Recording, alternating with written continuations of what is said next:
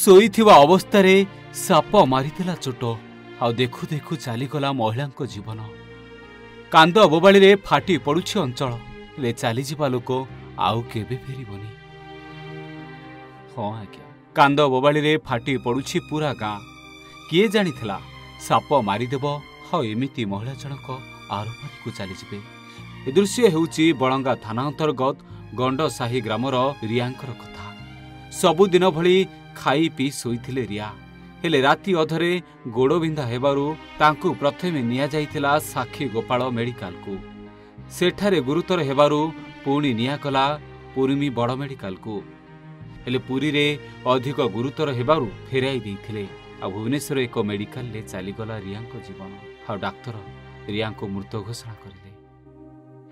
ଛୋଟରୁ ବଡ଼ ସମସ୍ତେ ଚାହିଁ ବସିଥିଲେ ଯେ ରିୟା ସୁସ୍ଥ ହୋଇଯିବେ, କିନ୍ତୁ ହୋଇପାରିଲା ନାହିଁ। ଚାଲିଗଲା ଜୀବନ।